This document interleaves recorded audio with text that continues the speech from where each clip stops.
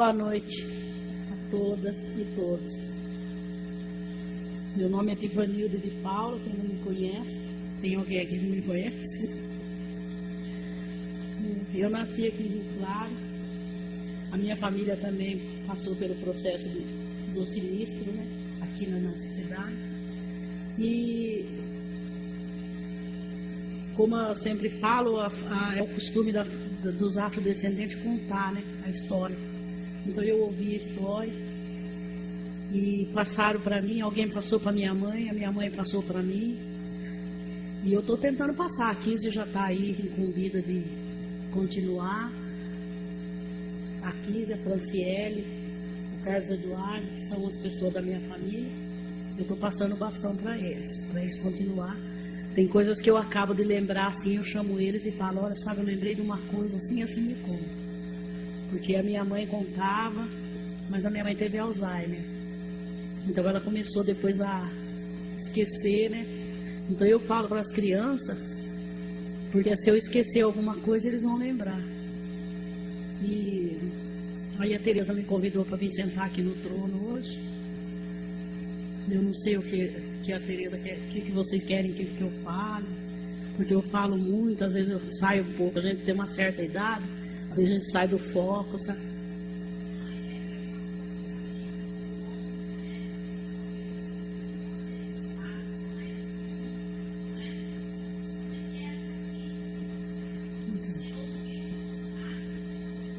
Então, porque o quilombo, os quilombos, né, foram a primeira opção de liberdade da população negra. E eu ouvi contar que não ficaram muitos negros escravos na vila de Rio Claro. Eles diziam assim que os negros estavam desaparecendo. Só que as pessoas sabiam onde eles estavam, né, refugiados. E ela contava para nós que muitos não tiveram coragem de enfrentar essa ida para o quilombo. No quilombo, aqui em Rio Claro foram vários quilombos. A minha família, ela não foi para quilombo. A minha família ocupou uma terra que foi dada na Lei Áurea. Quando deu a Lei Áurea, então os negros que estavam escravizados na fazenda Mata Negra, e nessa região aqui de Corumbataí, eles foram para Sapezeiro, que era onde eles, por direito, era a terra que eles deveriam ocupar. Mas tinha a chacrinha também não foi um quilombo, porque a chacrinha os negros receberam por herança.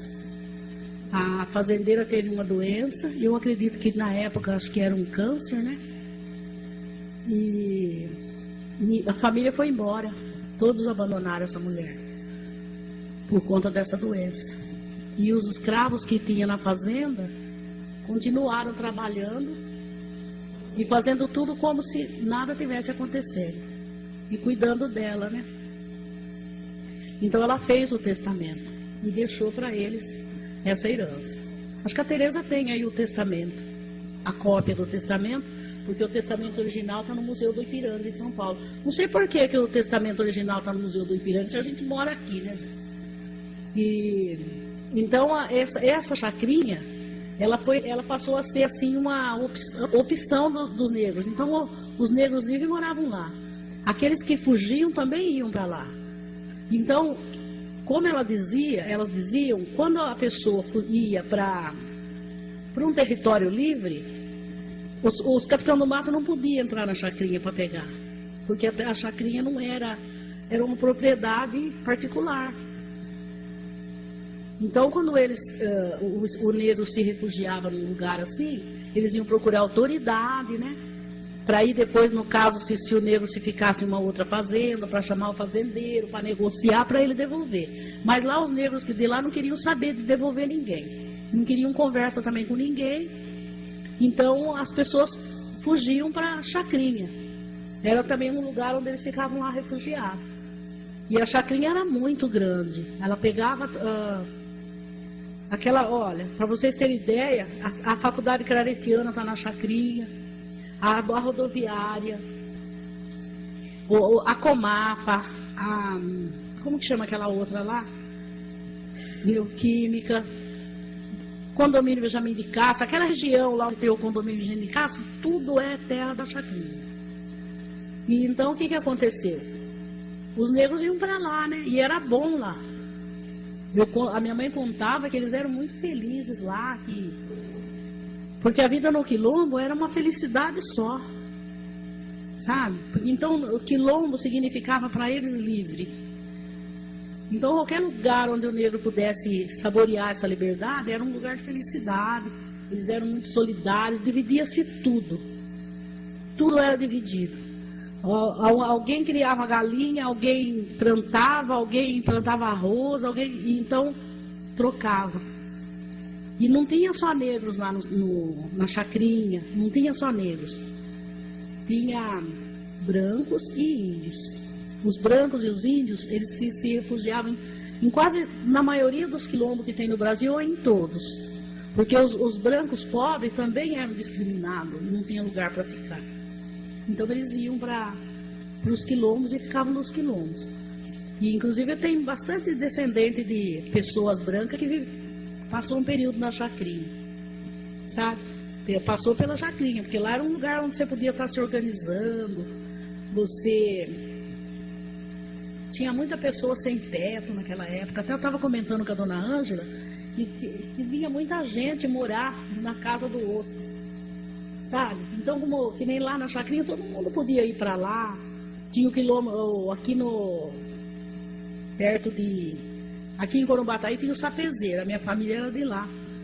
E pelo que minha mãe contava, eles eram muito felizes nesses territórios, porque era muita festa, sabe? Muita alegria, trabalhavam e comiam o fruto do trabalho, sabe? E tem as pessoas que comerciavam na vila, que iam nos quilombos também, negociar. Levava tecido, né, dona Ângela? Trocava tecido por alimento. E era assim que eles ficavam. E aqui nesse quilombo que tem aqui, que a dona Ângela é descendente desse quilombo, tem esse pessoal tem um pessoal que viveu no quilombo da igreja de São Benedito. E a minha avó contava que quando eles se terminaram com os negros daquela igreja, até foi algumas pessoas morar com a minha avó. Porque a minha avó, eu não sei se era da época, toda pessoa que não tivesse moradia, alguém que tinha, acolhia aquela família, sabe? E teve uma época que tinha muita gente morando na casa da minha avó, das minhas avós, sabe? Porque por conta que o quilombo do São Benedito não puderam mais ficar. Eles espancaram os negros, expulsaram, e os negros disseram que ia fazer a igreja. E aí, na verdade, né, naquelas reuniões noturnas, eles já tinham achado que se o negro continuasse ali no São Benedito, a vila ia crescer e eles iam ficar dentro da cidade. Então não ia ser bom ter um grupo de negros morando no centro da cidade, né? E aí eles começaram queimaram todas as casas deles e expulsaram eles de lá. A minha avó contava que demorou 40 anos para fazer a igreja, depois que expulsaram os negros daquela região, dizendo que aquela região era onde ia ser construída a igreja.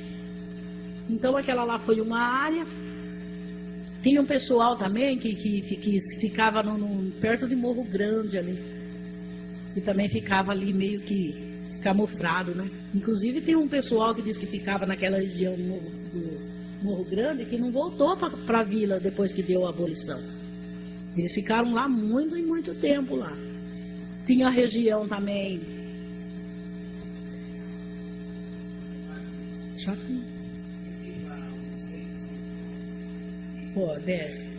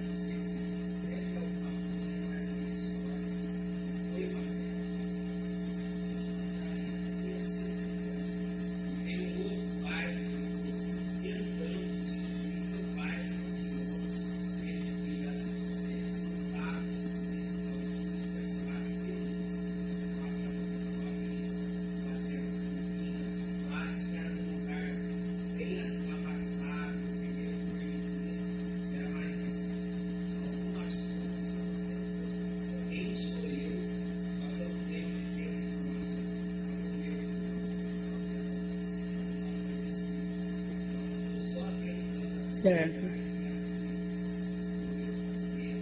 Porque essa fazenda que você está falando aí, ela pegava mesmo essa região do São Benedito lá, que tem umas pessoas de Piracicaba, que hoje moram em Piracicaba, que também são herdeiros dessas terras da Chacrinha. Porque essa fazenda que você fala, que pegava o largo inteiro ali de São Benedito.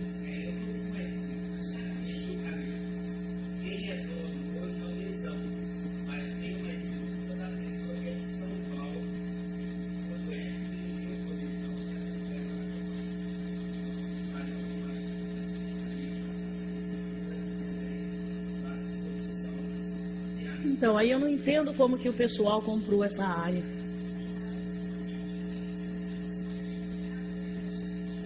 Não, não, era outra fazenda. Outra fazenda.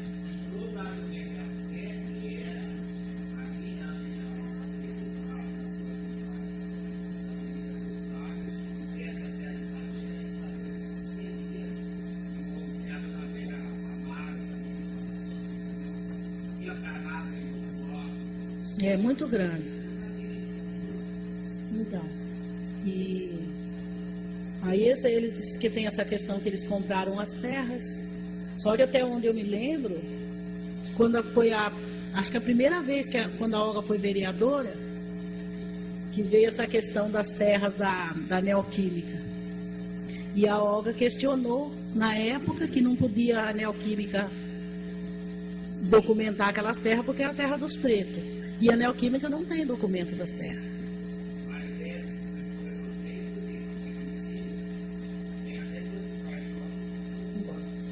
Então é por isso,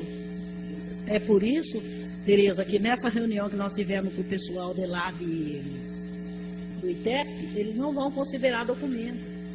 Porque, pensa vocês, a minha avó materna tinha as terras aqui no Morro Grande. Não é? Essas terras foram dadas para eles e eram 25 alqueires, que é tudo que teria que dar herança, né, às pessoas.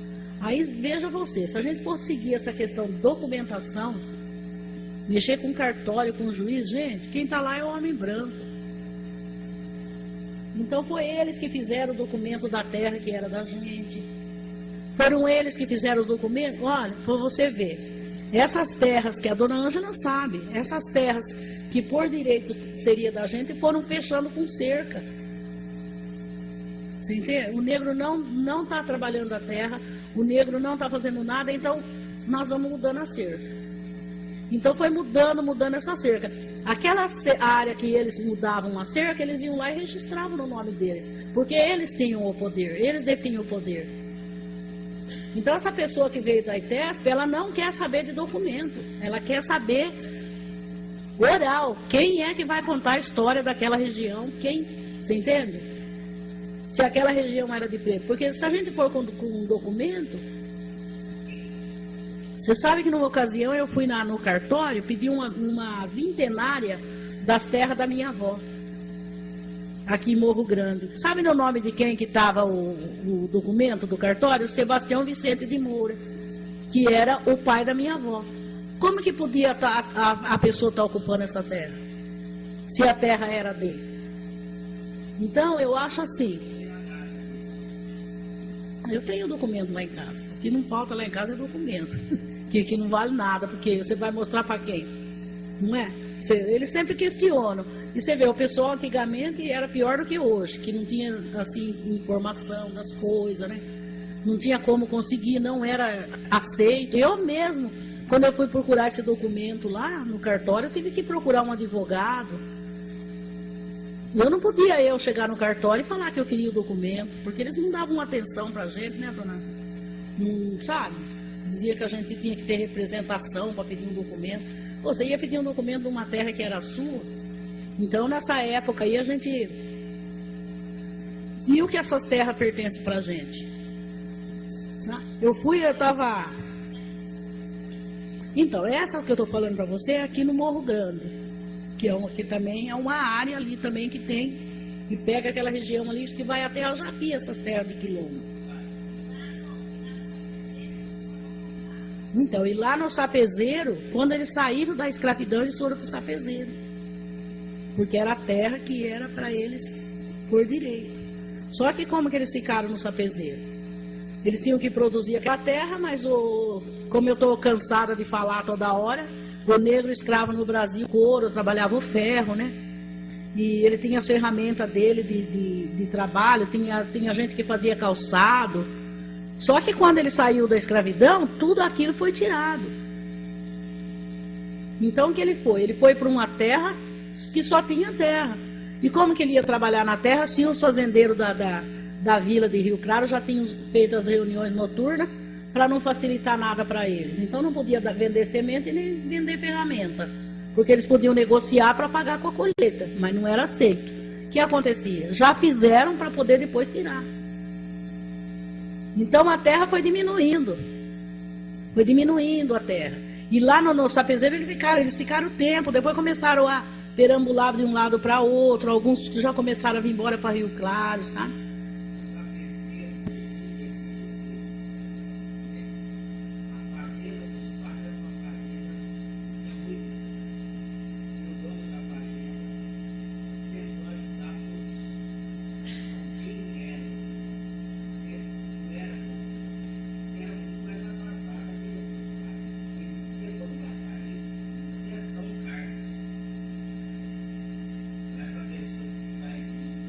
Só que o sapezeiro não era um quilombo. Ele foi um lugar que os negros herdaram. Eles herdaram isso naquela questão, né? Que eles herdaram essa propriedade aí. Que era uma lei que eles fizeram, como eu já falei, né? Você pode ver nos livros também, deve de ter, né, Tereza? Que deu a lei que tinha que dar terra, mas se ele não trabalhasse a terra, ele perdia a terra. E aí no sapezeiro, chamava sapezeiro porque todas as casas eram cobertas de sapé. O chão era chão batido, né? E era coberta com sapé. E eles eram felizes ali. Tinha muita festa lá. Minha mãe contava que todos os finais de semana tinha festa. Aí vinham os negros de toda a região para a festa. No sapezeiro. E assim, o que eles conseguiam fazer era muito pouco, por conta da situação. Só que depois o tempo foi mudando, eles começaram a fazer, pelo que elas me contavam, quando os imigrantes vieram, teve alguns imigrantes que aproveitaram alguns negros, porque os imigrantes não sabiam trabalhar agricultura. Alguns que vinham tinham outro tipo de profissão, sabe? Então esses negros aí, alguns começaram a ser aproveitados nesse trabalho. Aí eles começaram a ir para as colônias, ajudar nas fazendas, sabe? E eu lembro que a minha mãe contava que eles passaram muita necessidade. O povo nesse lugar passava muita fome. E aí quando ela contava que os fazendeiros davam aquela questão do meieiro, né? As famílias iam, trabalhavam naquela plantação e depois eles davam um pouco de alimento para eles. Então era escravidão ainda, porque eles trabalhavam, a família toda recebia alimento para comer por um ano. E eu me lembro que a minha mãe contava que tinha um fazendeiro aqui na região e o meu avô adorava aquele homem. E a minha avó, porque dizia que ele era muito bom. Porque a minha mãe dizia que quando eles começaram a trabalhar com esse fazendeiro, eles pararam de passar fome. Porque o fazendeiro, ele era bonzinho. E eles plantavam milho e feijão. E diz que o fazendeiro, tudo que caísse no meio da terra, nos carreadores da plantação, eles podiam pegar para eles. Então eles trabalhavam a propriedade, plantavam, colhiam. O que caía no chão... Eles pegavam e o meu avô ficou feliz, porque eles pegavam feijão, né? O feijão que caía, o milho, para alimentar as pessoas. Só que o meu avô não sabia, e eu acho que eles morreram sem saber, que aquela plantação, que eles catavam o resto que caía, era deles aquela terra. Eles plantavam numa terra que era deles, o fazendeiro dava o que caía Aí eles ficavam, a minha prima está aqui, a Nenê, eles plantavam batatinha no morro naquele morro do Cuscuzeiro ali, plantavam batatinha. Eles pegavam toda a batatinha que caísse, tipo assim, que não era bom para vender, que caísse ali na plantação, ou que sobrasse enterrada ali, eles podiam pegar para eles. E a minha tia, mãe da Nenê, contava que todo mundo, até as crianças, ficava catando tudo aquilo que caía no chão. Naquele alto lá o seu Enéas deve de saber lá onde que fica o Morro Alto lá. E Morro Alto tinha muitos negros naquela região lá de Morro Alto.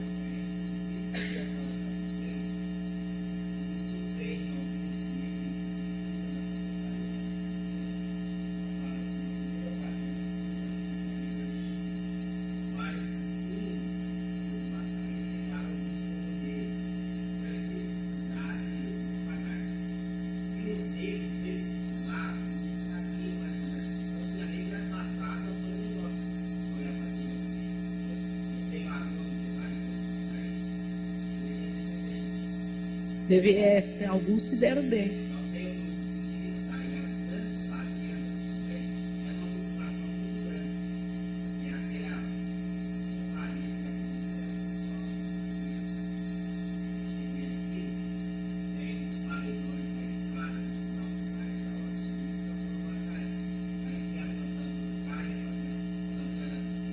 Santana de Baixo. Que essa Santana de Baixo me contava que era assombrada. Assombrado.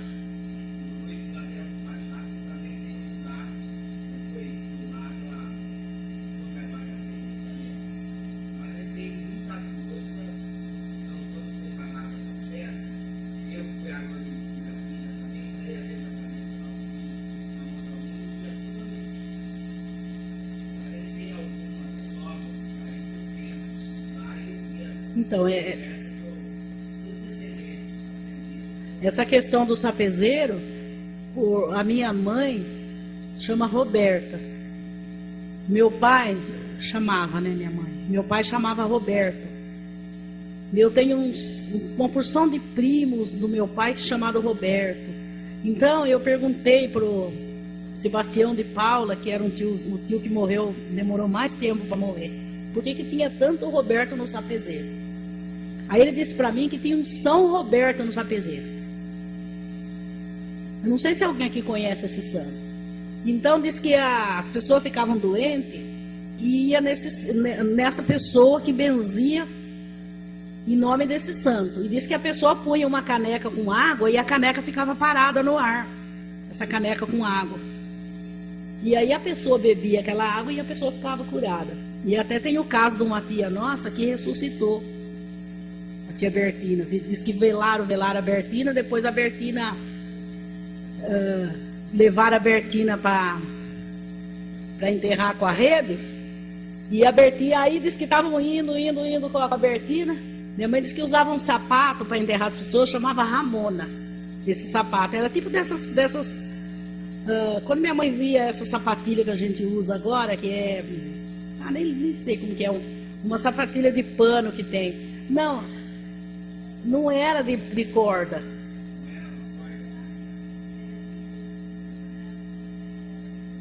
Aí diz que ela disse que as pessoas usavam só o sapato quando morria, porque ninguém usava calçado.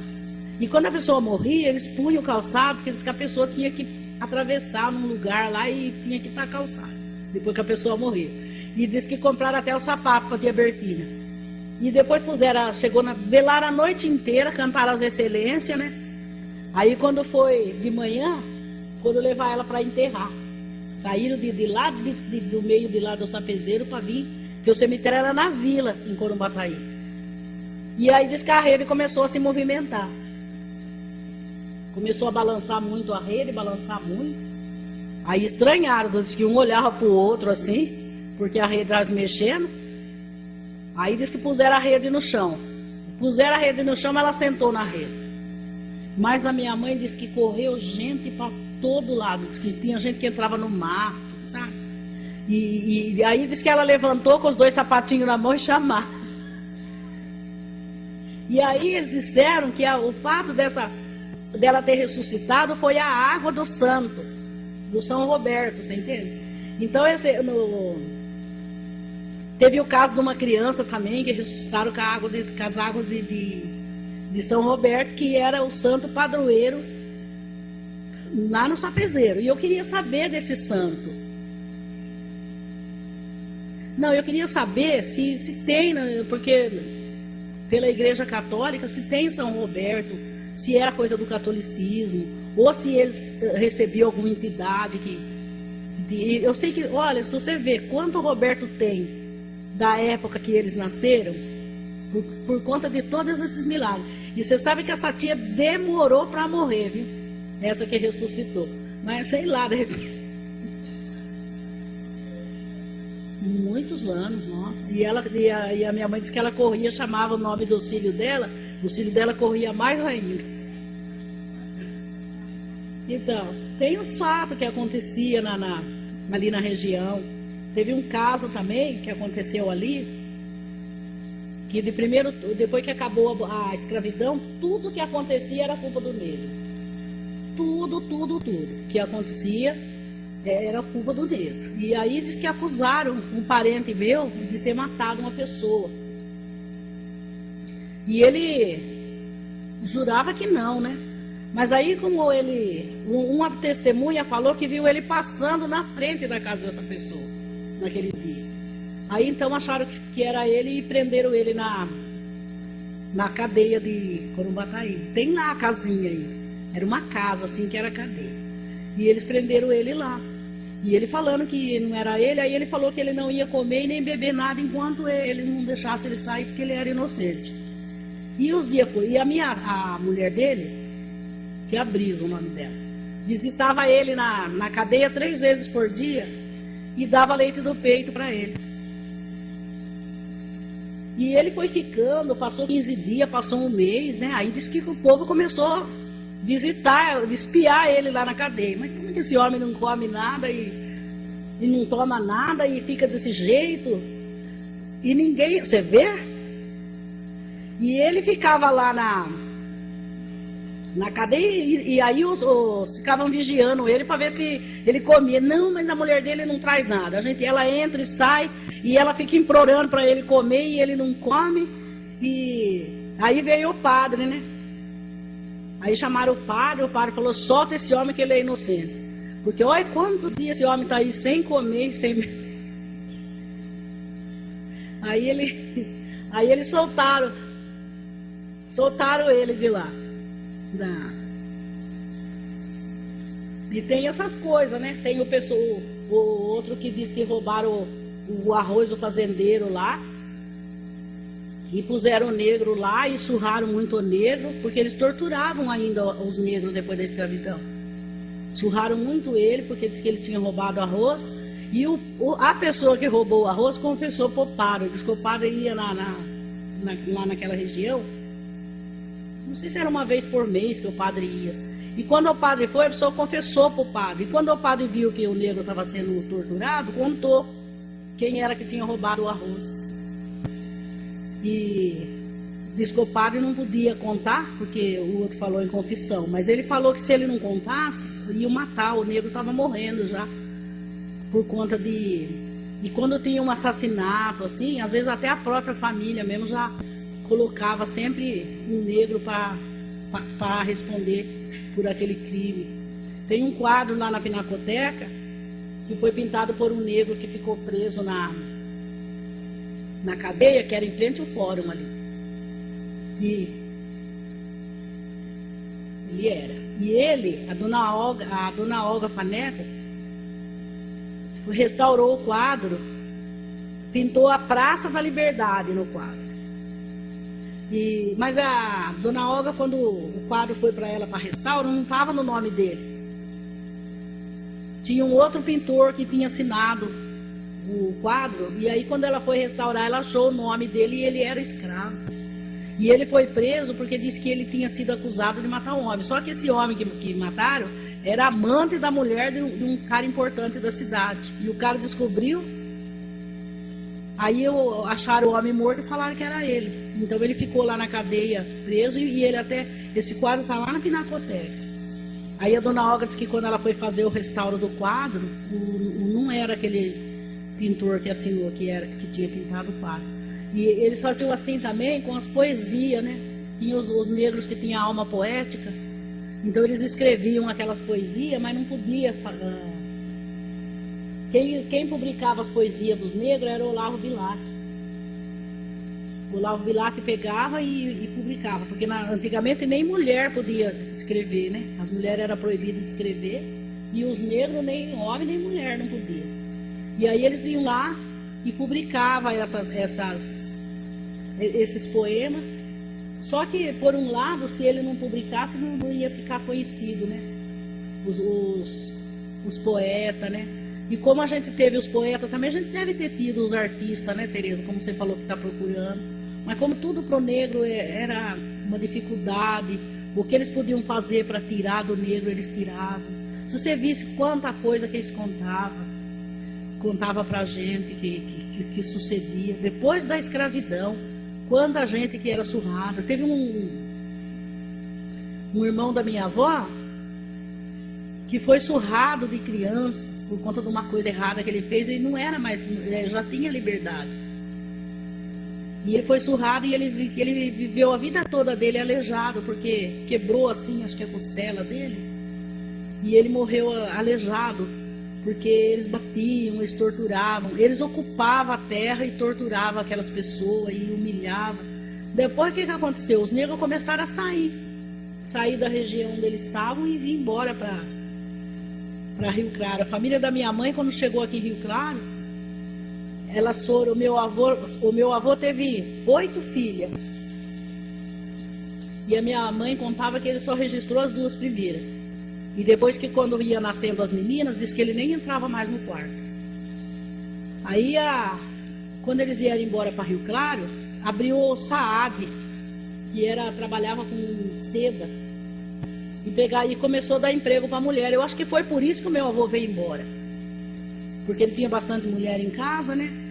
Então ele veio e as meninas não tinham documento. Aí ele registrou tudo gêmea, para pegar salário de maior.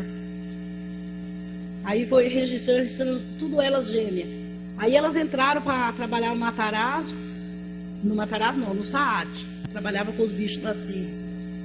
Minha mãe trabalhou, minhas tias. E depois aconteceu que veio aquela, que eu falo sempre, que Getúlio Vargas deu as cotas para o trabalhador brasileiro. Porque os trabalhadores negros não trabalhavam nas indústrias. Eles trabalhavam só na lavoura. E aí então tinha a Companhia Paulista, tinha o Matarazzo, né? Mas não dava emprego para eles. Eles davam emprego para os italianos. Os italianos já chegavam, antes deles chegar no Brasil, já tinham emprego. Os imigrantes, né? E os negros trabalhavam assim. Aí aconteceu o quê? Veio essa lei de cotas aí para o trabalhador brasileiro. Quem era o trabalhador brasileiro? Era o negro, né? Porque o negro foi o primeiro trabalhador do Brasil. Eu falo sempre que o dia do 1º de maio é dia do negro. Porque antes do negro ninguém trabalhou aqui. Aí a família do meu pai, os homens da família da minha mãe entraram na ferrovia. Se vocês pararem e pensar, vocês vão ver quanto negro tem que trabalhou na ferrovia. Os negros eram tudo absorvidos pela ferrovia. E aí eles entraram na ferrovia. Quando eles entraram na ferrovia, eles trabalhavam na soca, que era aquele que carrega aquele saco de antigamente, carregava os vagões, né? Saco de feijão, de farinha, de milho. Então eles trabalhavam ali na soca, carregando vagões. Ou então eles trocavam aqueles dormentos que tem na linha do trem. E eles trabalhavam nos trem de colocar lenha na fornalha. Chamava foguista. Então eles jogavam lenha, ficava ali jogando lenha na fornalha, que era para movimentar o trem. E aí eles foram assim. Aí a vida começou a melhorar, minha mãe contava. Que quando elas começaram todas elas a trabalhar, aí começou a melhorar. a vida da família. E eles compraram esse terreno que tem a casa na Vila Paulista até hoje. Até hoje. A minha irmã mora na casa. É aquela minha irmã mais nova. Na casa da esquina. Então, aí eles compraram aquele terreno e o horto florestal desmanchou uma colônia que tinha no horto. Porque tinha aquela fazenda no horto e tinha uma colônia. O horto desmanchou a colônia e deu tudo aqueles tijolos lá. Aí eles pegaram e fizeram aqueles moradores da Vila Paulista lá, são aquelas casas que tem, são aquelas ainda. Quando meu avô fez a casa na Vila Paulista, ele tinha 3 casas só no bairro, ali da Vila Paulista. Aí as meninas foram trabalhar, eles falavam as meninas, né? E continuar, a vida continuou. Mas a herança mesmo por direito que teria, ninguém tem para deixar. Você vê, o negro não tem. Você vê, quando o italiano chegou para trabalhar, ele pegou o café, ele pegou, como dizia minha mãe, ele pegou o café no cacho. Porque ele já tinha quase 400 anos de escravidão, de trabalho negro, e os italianos têm herança para deixar para a família deles. Eles herdaram. Eles são latifundiários, né? E o negro trabalharam tanto e não tem nada. E às vezes quando as pessoas falam assim, que pra gente que questiona cotas, para que cotas para negros? Ainda eles acham muito da oportunidade dos negros ir para a faculdade, porque quanta vontade eu tive de estudar. Era difícil, gente, era muito difícil. Eu estava falando essa questão que eles falam agora, eles falam que tem o bullying na escola. Já existe isso há muito tempo, só que agora tem um nome. A gente ia na escola, não podia sentar com uma menina branca, porque ela não podia dar a mão para brincar de roda. E a professora, ela não ajudava a gente, porque ela também já fazia parte desse sistema escravagista. Então ela participava daquilo, porque quando a menina falava que não queria estar com a gente, ela punha a gente no fundo da sala. Eu lembro que eu nunca aprendia direito, porque eu era pequenininha e eu sentava lá no fundo da sala. E eu não conseguia chegar na lousa de lá onde eu estava. E a minha mãe contava que quando elas eram meninas aí nessa região de Corumbataí, elas saíam de lá do Sapezeiro e vinham na escola em Corumbataí. A dona Vitória Padula deu aula para elas. Só que a minha mãe dizia que a dona Vitória, ela era uma professora e ela não dava só aula assim. Diz que ela ensinava tudo para elas. Diz que ela dava informações, que ela trazia livros, trazia revista para mostrar, sabe? Para elas. E até minha mãe disse que teve uma fase que deu tuberculose nos negros, nos apezeiros. E aí eles começaram essas famílias ficaram doentes, né?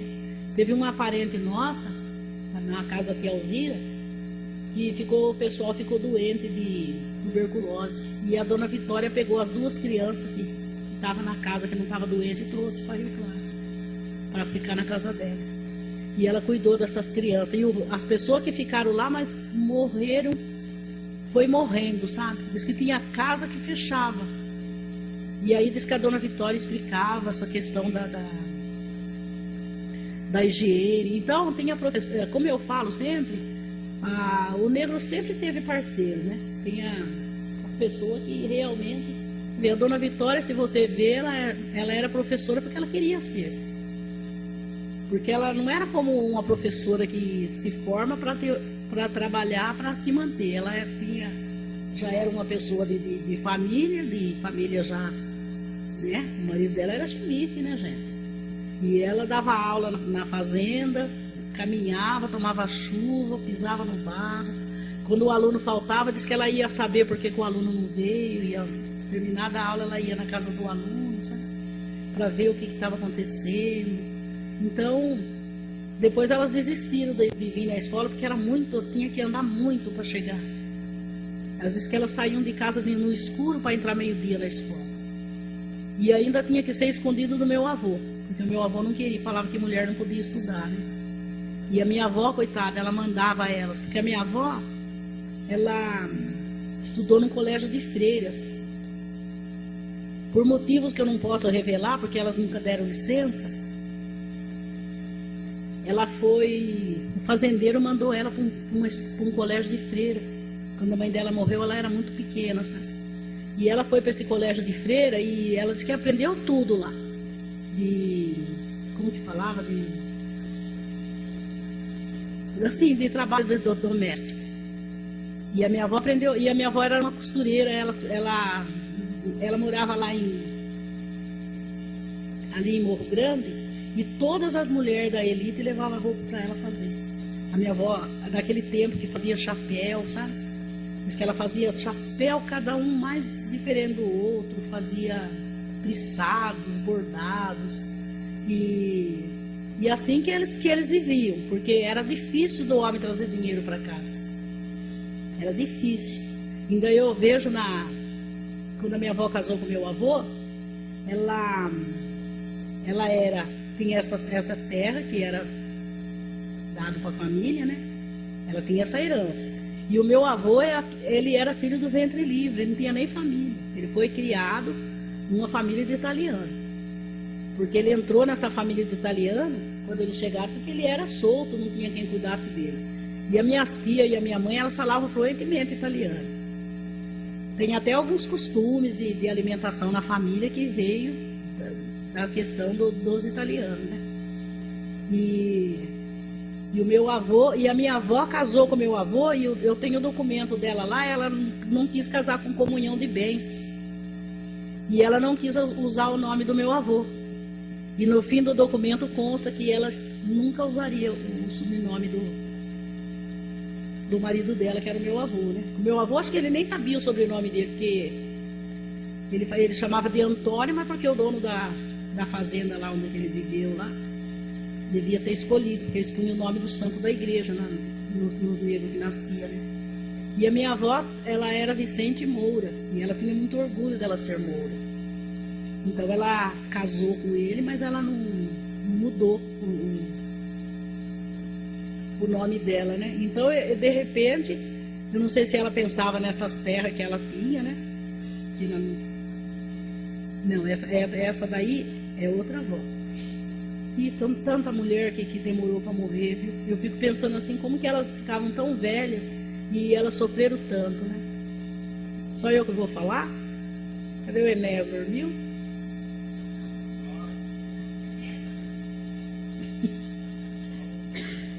Estou falando aqui, eu não sei, eu nem sei mais o que é para ficar falando, mas às vezes a gente fica viajando também no tempo.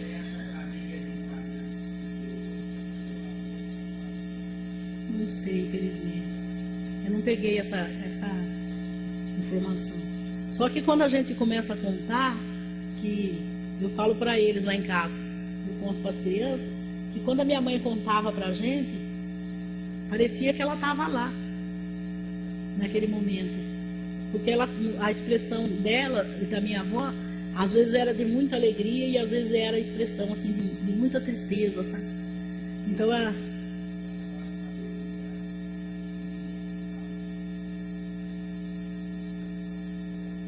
eu já cheguei a visitar algumas vezes, já faz tempo já, mas a gente já visitava e a gente visitar, assim a gente tem muito essa questão da visita, né?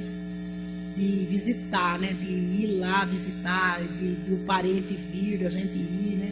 Por isso que tem todas essa também, essa questão da cultura da culinária, né? Se vocês verem a base, é mais ou menos assim, sempre tentando aumentar.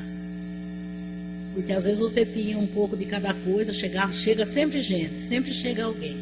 Chega mais gente, então você tem que fazer aquilo lá, dá para todo mundo.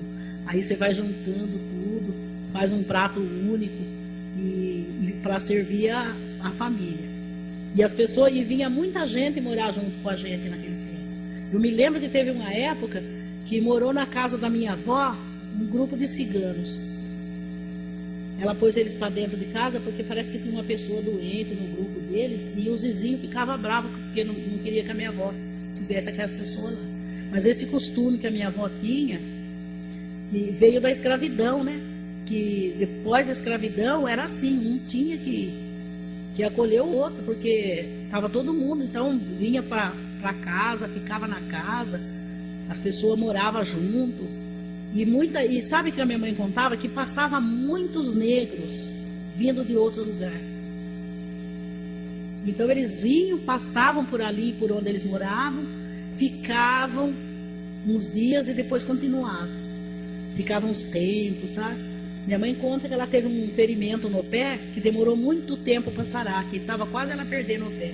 Aí passou esse forasteiro e eles davam abrigo para a pessoa ficar morando ali. Aí ele fez um remédio para minha mãe, para usar no pé da minha mãe. E o pé da minha mãe sarou. E a minha mãe disse que elas choraram muito no dia que ele foi embora. Porque antes, no tempo da escravidão, até esse trabalho de conhecer a medicação, conhecer as ervas, eles conheciam ervas, conheciam o que era bom, então ela tinha que esconder também.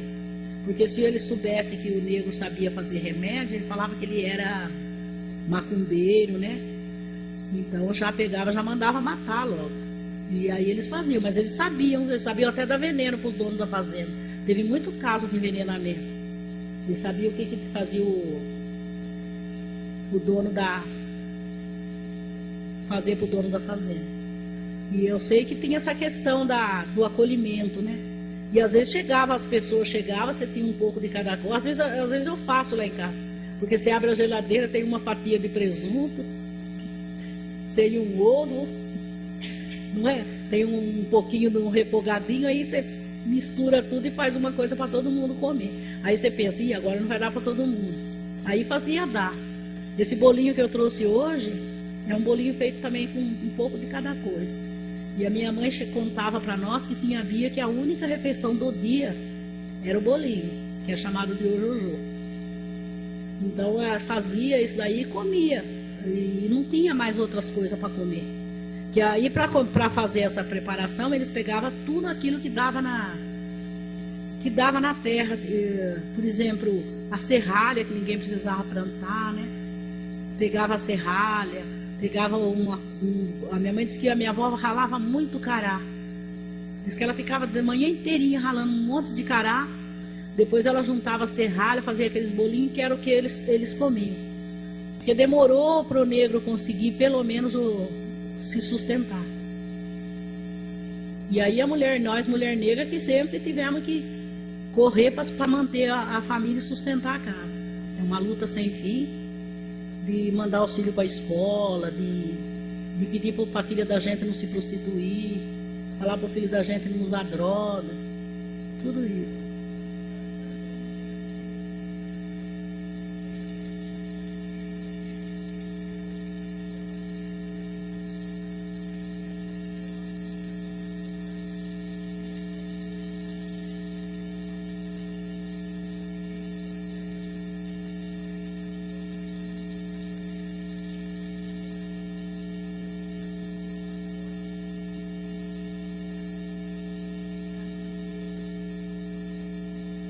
Mas eu já falei dela, que ela já manteve o prisioneiro lá. Eu falei dela que ela foi lá e manteve o... Você vê que é essa questão aí, que nem eu falo sempre, que nós mulheres negras, a gente não quer competir com o homem, não. Porque a gente já sabe que ele não é mais do que nós, né? Nós já sabemos que nós somos mais. Mas a gente quer caminhar junto, né? Partilhar essa luta e dividir as coisas. E aí a trajetória da mulher, muita coisa que a mulher teve que assumir, né? Teve que levar adiante para poder sobreviver. Porque você vê nessas questões mesmo de terras, se você procurar essa questão de terra, eles punham as terras no nome das mulheres, né? Para poder não pagar imposto, né? Aí você vê, eu estava lembrando como elas falavam, tinha tantas sesmarias, né? Porque é por causa das mulheres. E aí essa luta da mulher aí, a mulher negra mesmo, a mulher branca hoje é emancipada, né? Que a gente vê que a mulher branca, ela tem a emancipação dela, ela pode se manter, né? Ela pode viver a vida dela, mas ela também precisou da luta da mulher negra. Porque enquanto a mulher negra saiu para se emancipar, a mulher branca ficou em casa, cuidando da casa dela e dos filhos dela. Eu falo de mim, que eu trabalhei sempre, da minha infância, comecei como empregada doméstica. E eu me lembro que eu tomei conta de uma criança, a mãe dele fez doutorado, a mãe dele escreveu um livro, defendeu teses, e ela fez até uma dedicatória para mim no livro, que se não fosse por mim, ela não teria conseguido. Então eu ficava com os filhos dela, para ela poder ir à luta. Então a mulher negra fez esse trabalho, né? De ser a dona da casa, de cuidar dos filhos, enquanto que a mulher branca tinha que ir à luta, porque é difícil para nós mulheres, né? Conseguir esse espaço na sociedade. Então eu tenho muito orgulho quando eu vejo essa questão dessas mulheres que venceram, que hoje conseguem se... Não é mais aquele tempo difícil, porque a gente escutava elas contar pra gente. A mulher branca sofreu muito quando ela chegou no Brasil, porque ela tinha que chamar o marido dela de senhor. Ela não conhecia o marido. Eles casavam e vinham embora. Então ela chegava aqui, ela nem sabia com quem ela tinha casado. E tinha algumas que sofriam muito com o sofrimento dos escravos, né? De ver aquela condição de vida dos escravos, elas sofreram muito também, as mulheres brancas. E algumas foram até malvadas com as mulheres negras, né? Porque essa questão de falar que a mulher negra é mais quente, você sabe, né? Virava, mexia, eles estavam arrastando as mulheres negras para a cama, né? E muitas vezes a mulher branca se vingava das negras por conta disso. Mas eu acho que o papel da mulher negra na sociedade, muito importante, foi uma luta que a gente ainda não venceu, porque nós estamos no rodapé da pirâmide ainda. O salário menor que existe no Brasil hoje é o salário da mulher negra. Ela pode ocupar a mesma função da mulher branca ou do homem branco, que o salário dela é menor. E a gente não está conseguindo reverter isso. Está ficando difícil porque o tempo, eu mesmo já passei da metade da minha vida e continua ainda essa questão da mulher negra. Só que não pode parar, né? Tem que continuar. Às vezes a gente fica pensando na dificuldade que era, como que elas sofriam, né? Algumas depois que terminou a escravidão ainda tinham que se prostituir para trazer dinheiro para casa. Então aí também não é só tristeza, tem o fato minha mãe falava tia, porque os negros antigamente, muitos não conheceram a família deles. Então todo mundo ficava tia, primo, parente, né? E essa tia, ele não gostava de não ter dinheiro. E era só ela que trabalhava. Ele não conseguia trabalho. Aí ele reclamava que ele não tinha dinheiro, sabe? Então diz que ela vinha na vila de Corumbataí, trabalhava na vila. As negras velhas não contavam o que ela fazia. Só que ela voltava com dinheiro. E aí ele falava para ela, se a gente tivesse dinheiro para a gente passear na vila. Aí ela ficava andando com ele assim e disse que ela jogava o dinheiro no chão e falava para ele assim, olha, o que é aquilo ali? Aí diz que ele falava assim, é dinheiro, nega. Aí ele pegava o dinheiro e eles iam passear. Só que eu falava assim para minha mãe, mas toda vez ela achava dinheiro e quando o dinheiro era assim, ele pegava. Mas se o dinheiro fosse, ela falasse que recebeu, que ia para eles usarem, ele achava que ele não podia usar o dinheiro dela, sabe?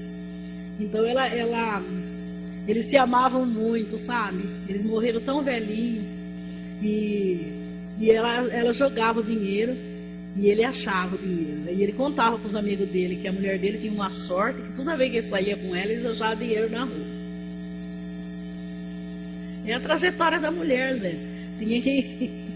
Tinha que dar o dinheiro e eles iam passear. Só que eu falava assim para minha mãe, mas toda vez ela achava dinheiro E quando o dinheiro era assim, ele pegava, mas se o dinheiro fosse, ela falasse que recebeu, que ia para eles usarem, ele achava que ele não podia usar o dinheiro dela, sabe?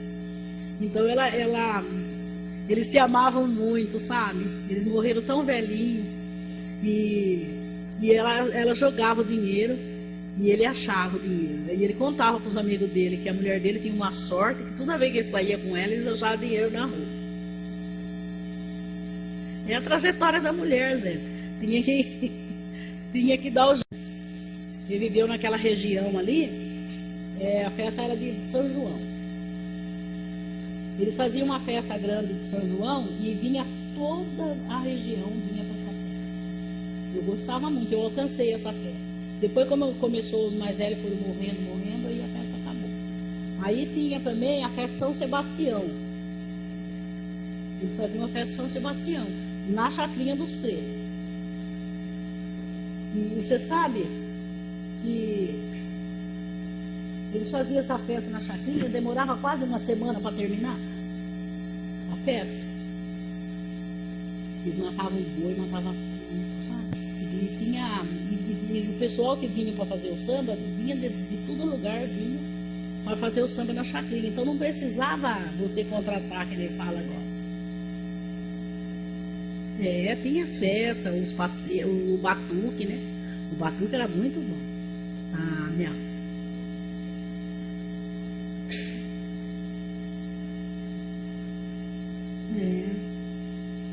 As crianças, aqui em Rio Claro tinha o tráfico de criança.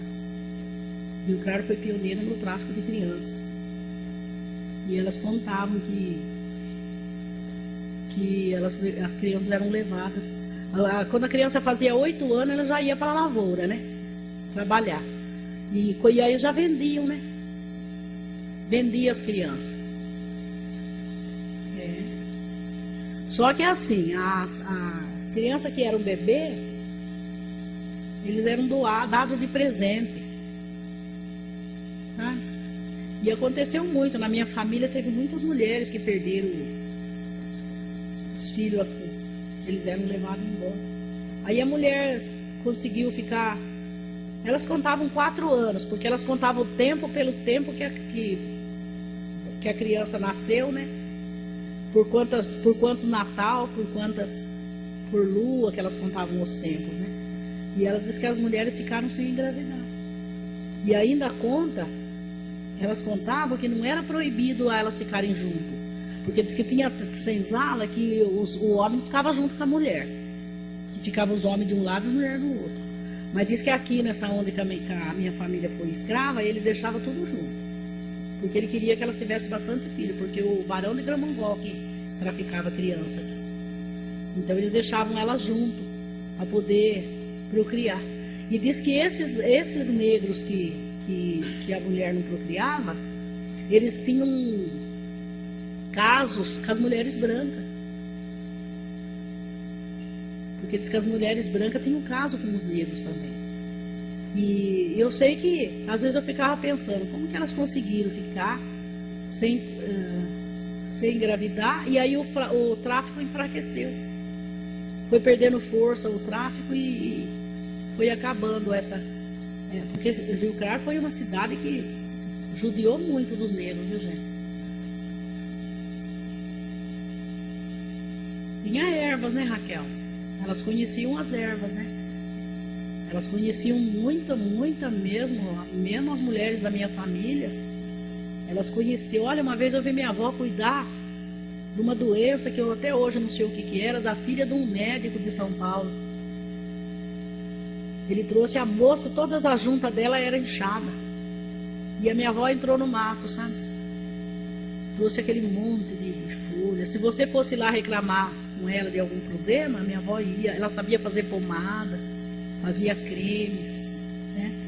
E tinha isso daí dos negros, aqueles que sabiam fazer. Eles falavam mandinga, né? Que eles faziam para poder. Porque como que ia sobreviver, né? Eu acho que elas conheciam alguma erva. Sabe por que eu fico admirada também? A minha avó teve 10 filhos. Ela teve 8 mulheres e 2 homens. E a minha mãe disse que ela só tinha filho de 2 em 2 anos. Diz que quando uma criança fazia 2 anos, nascia outra. Como que era isso? Mas não é certo.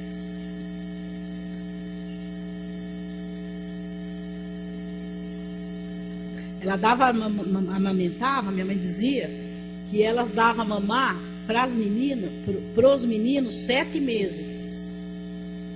Depois do 7º mês, elas iam ia numa igreja com a criança e soltavam um pombo dentro da igreja.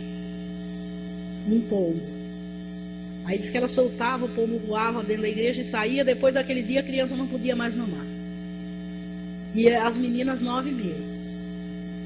Porque elas também trabalhavam, né, Raquel? Agora eu não sei como que elas faziam, porque elas tinham filho cada 2 anos.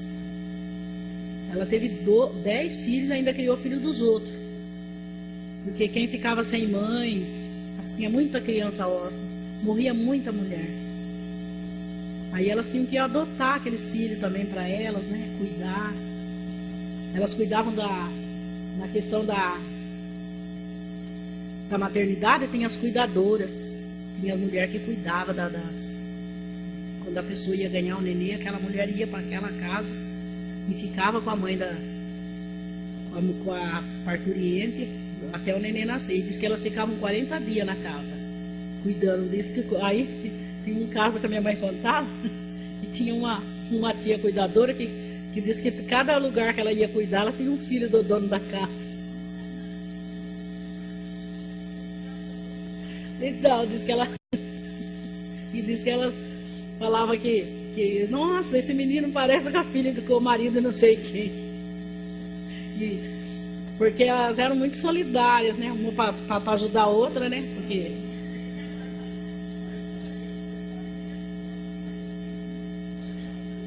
é verdade.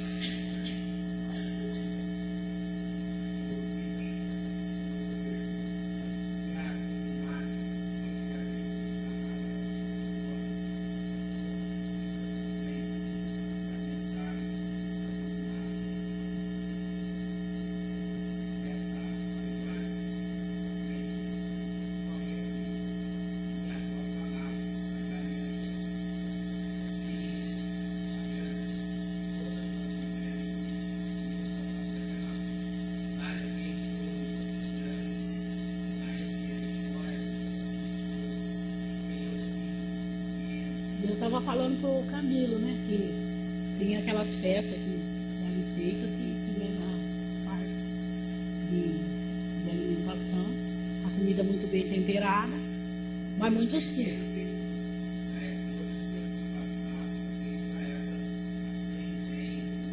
Porque eu falo que a culinária, as pessoas, tem gente que fala culinária afro, culinária italiana, eu não concordo, eu acho que a culinária é brasileira.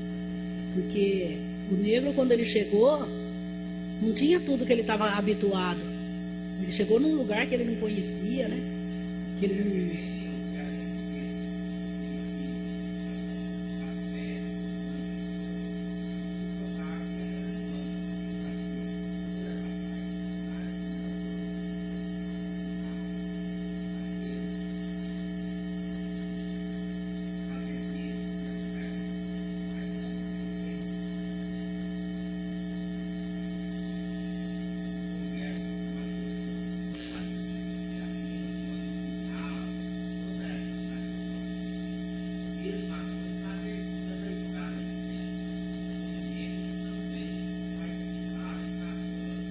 Certeza.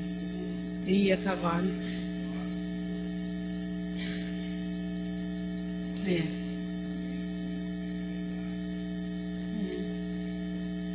Porque na verdade a culinária tem algumas. O negro teve que usar de alguns recursos que tinha aqui no Brasil, né? Então, se você for analisar a mesma culinária afro-brasileira, ela tem um pouco do toque do índio, né? Do índio, do português, né? Porque tinha muitas coisas que o negro achava que tinha que ter mais sabor, né? Ele achava que não tinha sabor. Aí a minha avó falava que o negro achou que o chuchu era muito sem graça, jogou camarão dentro, né? Para melhorar um pouco. E então a gente se valeu dos molhos que os italianos trouxeram, né? essa parte de molho, tudo. Às vezes eu falo, ainda tem algumas costumes em casa que era costume dos italianos, porque o meu avô foi criado com os italianos, né? Aí, às vezes, a minha avó forrava a mesa com sardinha, sabe, sardinha salgada? E jogava polenta em cima, pra gente comer, porque era assim que os italianos faziam, né? E tem alguma coisa da culinária que a gente também vai se valendo dos costumes do índio, né? Muita coisa do índio. E as pimentas, né? Teve algumas pimentas que foram trazidas. Só que quem trazia essas coisas de África não eram os negros, porque eles não estavam vindo aqui de passeio, nem para fazer turismo, né? Mas os portugueses trouxeram muita coisa de África para cá, né? Trouxeram, inclusive o dendê, né? Eles trouxeram, mas quem trazia eram os traficantes, eu falo, porque isso que eles faziam era um tráfico de pessoas que não deveria ter existido.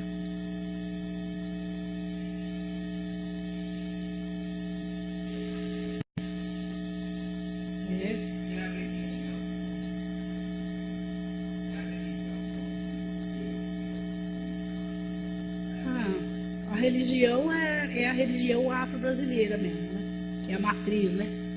A matriz africana. Porque o negro não podia entrar na igreja. Ele era proibido. Só que no tempo da escravidão, eles eram obrigados a participar das procissões. Quando eles faziam procissão aqui em Rio Claro, os negros acompanhavam. E diz que eles levavam uma cruz. E uma cruz na frente e os negros acompanhavam a procissão. E eu acho que no Brasil inteiro aconteceu isso. Eu acho que vem daí o grupo, como que fala? O cordão do carnaval. Porque daí o negro começou a incrementar essa procissão, né? Ele já começou a levar os instrumentos de percussão dele para ir acompanhar essa procissão. E aí todas as famílias negras praticavam a religião espírita. Eu me lembro que as pessoas faziam aqueles trabalhos em casa, né? Que todo mundo vestido de branco, né? E tinha as benzedeiras também, as mulheres que benziam. Na minha família teve muitas benzedeiras. Elas benzavam, rezavam. Né? E eu lembro que a minha avó, nos finalmente, que é onde eu lembro dela, as pessoas traziam as crianças para ela rezar, ela benzia e mandava levar no médico. Ela falava assim, agora leva ele lá para ver o que ele tem. E tinha as pessoas que fazia, que nem eu falei, as garrafadas, né? Que era para curar, e às vezes eles diziam que recebia a entidade, e a entidade falava o que era para a pessoa fazer, o que era para tomar. Então tinha a religião, e até que eu falo hoje tem muito negro que é evangélico, que é católico, tudo, mas não tem uma raiz de africano aqui no Brasil que não praticou a religião de matriz africana, porque não tinha outra religião na África. Eles vieram de lá e vieram com essa religião. Tem gente hoje que abomina, que fala que, né, você vê, já foi muito difícil, né, porque o negro não podia praticar, né. Eu me lembro de quando o tamoio servia de templo. Por isso que eu senti muito quando nós perdemos o tamoio, sabe? Da significância que tinha aquele espaço para nós. Ali dentro do tamoio que era feito os trabalhos que a polícia não deixava. A polícia vinha, batia, levava preso, sabe? Então o tamoio fechava, Dona Ângela sabe. Fechava o tamoio e lá dentro as pessoas faziam os trabalhos. E você sabe que tinha um dia da semana no tamoio que rezava o terço, né? E entravam umas pessoas lá e tinha o terço. E de quarta-feira, de quarta e sexta era os trabalhos da religião de matriz africana. De quarta-feira era o pessoal que falava de mesa branca, que se reunia ali para fazer esses trabalhos.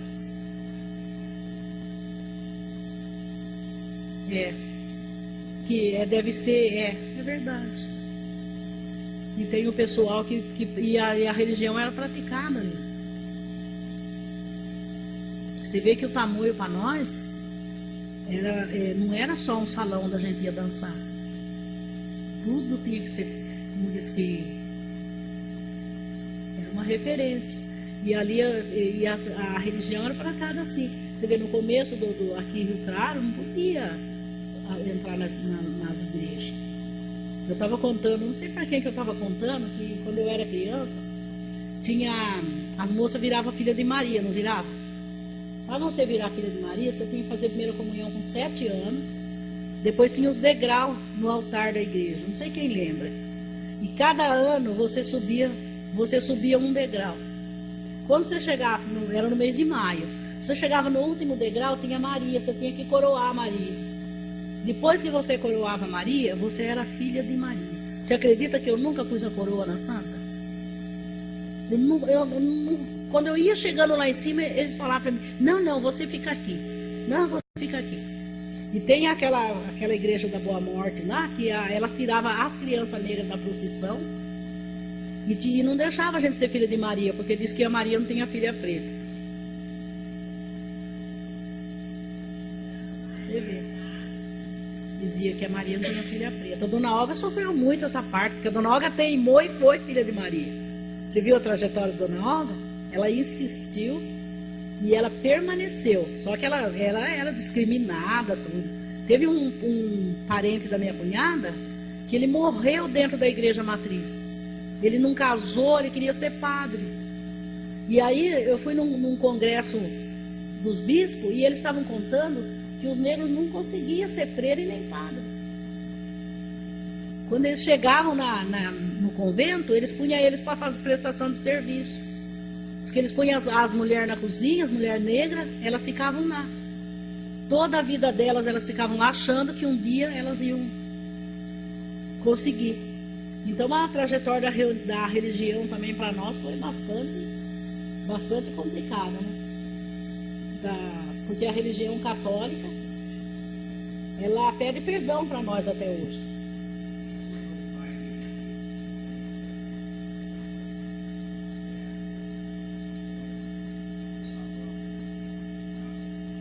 Comentava.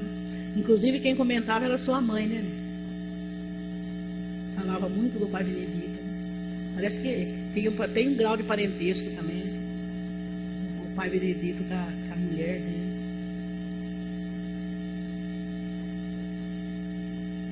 Era, né? Tinha problema.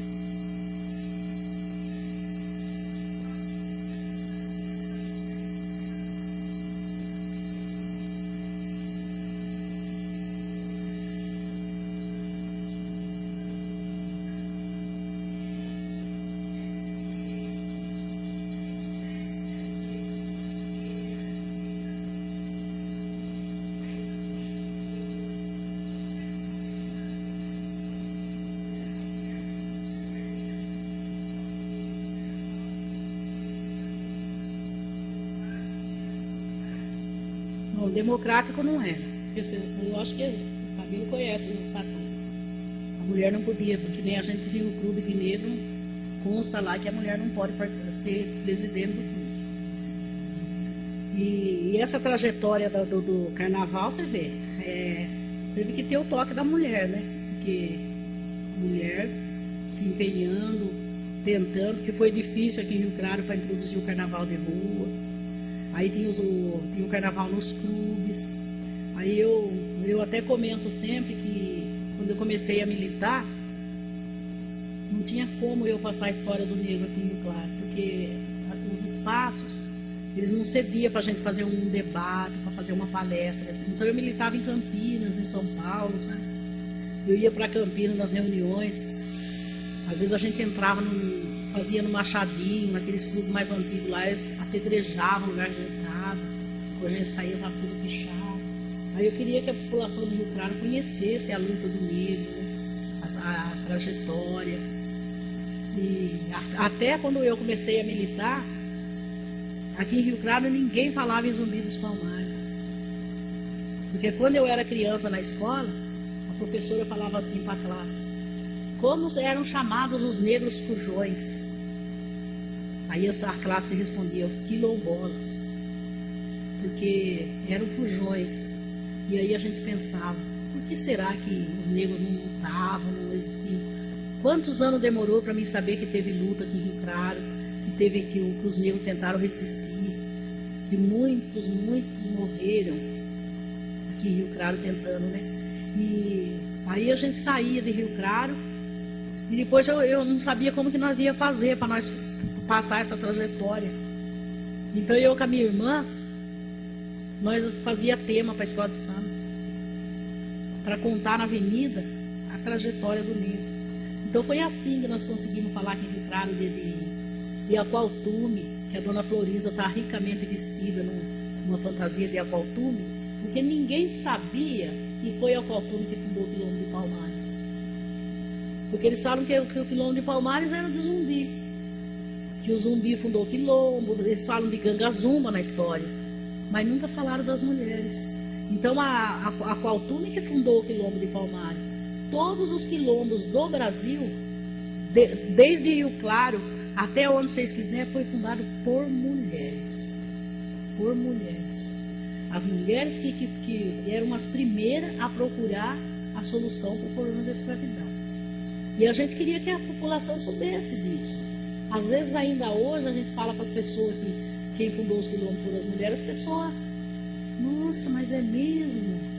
Né? Porque você viu aquele dia que as pessoas ficam contando a história do negro e conta do Zumbi. O Zumbi era neto de Aqualtume, quando ele veio para o Quilombo. Aqualtume passou para a Cotirene passou para Gangazumba. Quer dizer que antes de Gangazumba assumir o Quilombo, já teve 2 mulheres. Quem levou os guerreiros, os negros para o Quilombo de Palmares foi a Aqualtume. A Aqualtume fugiu, porque ela era rainha na África, encontrou o Quilombo e achou que lá era bom para ela trazer os companheiros dela que sofriam lá embaixo. Então o que ela fez? Olha a sabedoria da mulher negra. Escolheu 5 maridos e desses 5 maridos que ela escolheu, ela começou a formar um exército.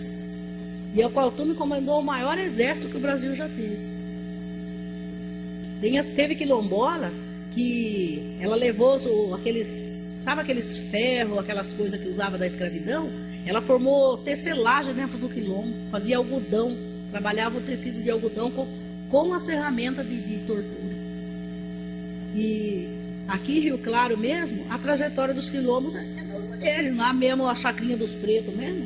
Quem tomava conta lá era Maria Mulata. Maria Mulata que tomava conta da chacrinha dos pretos. O José do Patrocínio, você sabia que quem fundou José do Patrocínio foi uma mulher? Uma mulher que fundou José do Patrocínio. Por quê? Porque ela fundou o clube, que a Nenê sabe, né? Que ela alugava os espaços para dançar, mas que nem eu falo, a razão social José do Patrocínio já existia.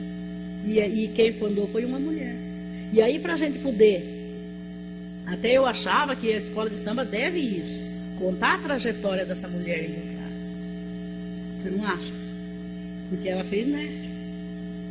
E aí o que acontece? A gente punha o carnaval, fazia o tema e punha o carnaval na rua. Ó, se vocês pegar todos os temas da Graciete e samba e tiver escrito assim, vai estar escrito o nome de quem fez, vai estar escrito fulano, de tal, ciclano. Quando vocês verem ala de compositores, é porque foram as mulheres que fizeram. Eles não punham o nome da gente no tema. Você ia lá, você criava as fantasias, ajudava, porque quando você está fazendo, você tem ideia, né? Se a gente fizer isso, assim, assim, se a gente fizer assim.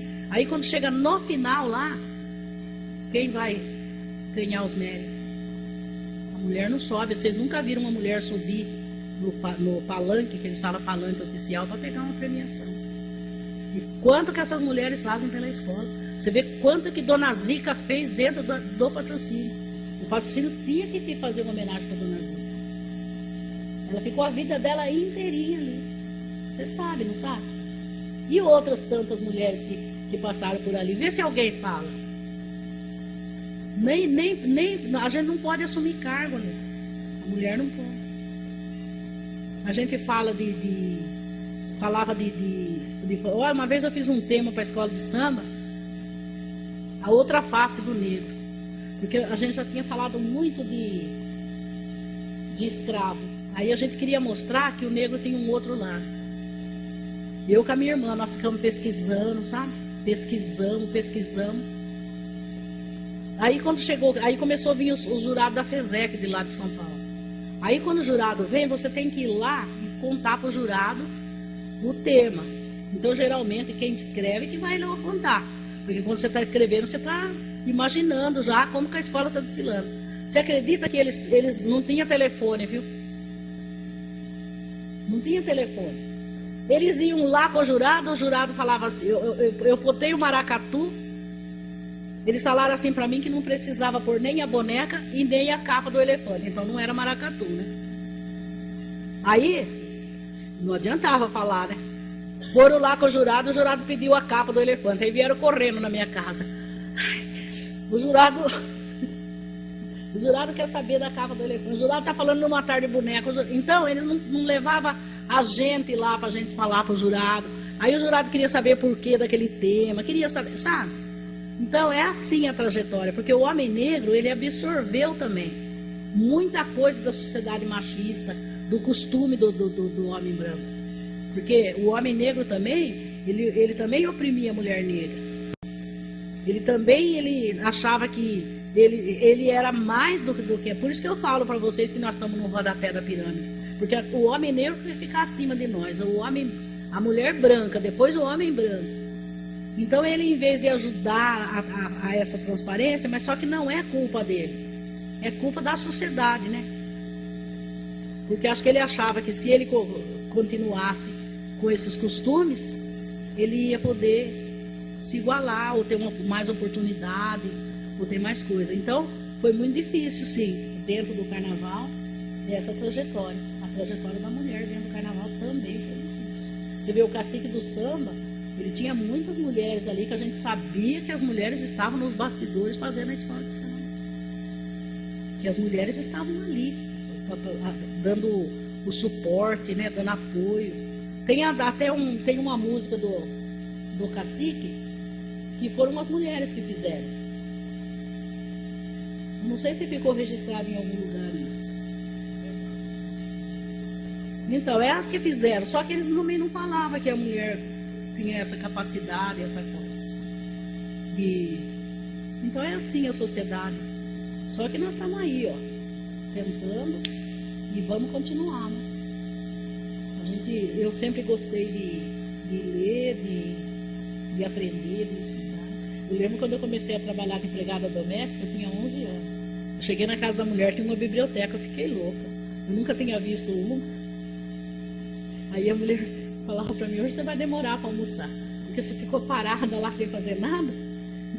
Mas aí ela não deixou mais eu entrar lá. Ela falava assim, quando for limpar a biblioteca, eu vou junto. Ai, menina, que coisa mais deliciosa que era aqueles livros. Porque quando eu era criança, não tinha biblioteca, assim, pra gente ir pegar livro. E tem muita coisa que eu descobri na leitura. Eu descobri na leitura muita coisa, porque eu não tive oportunidade para estudar. Primeiro porque meu pai morreu muito cedo e ninguém falou para mim que eu podia ir na escola de novo. Aí eu fiz até, que nem o pessoal fala, antigamente falava até a 8ª série. Depois eu fiz esses cursos profissionalizantes, tentei fazer. Tentei entrar na industrial, patroa minha, porque a empregada doméstica também era escrava antigamente. Não era igual agora que tem direitos trabalhistas. A gente era escrava no serviço, a gente não tinha horário. Se a gente era babá, a criança dormia com a gente. Chegava de domingo, a gente tinha que ficar lá até umas 4, 5 horas da tarde, para no outro dia estar lá 6 horas da manhã. Então não sobrava tempo para a gente estudar, para a gente fazer as coisas. E aí eu tentei até fazer o industrial, mas eu consegui ir só uns dias só. Depois minha patroa falou que não ia poder eu ir, não, que ela precisava de mim naquele horário, de noite.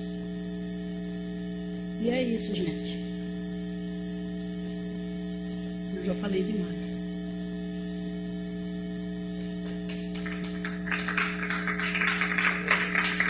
Vamos para vocês que ouviram, sem reclamar.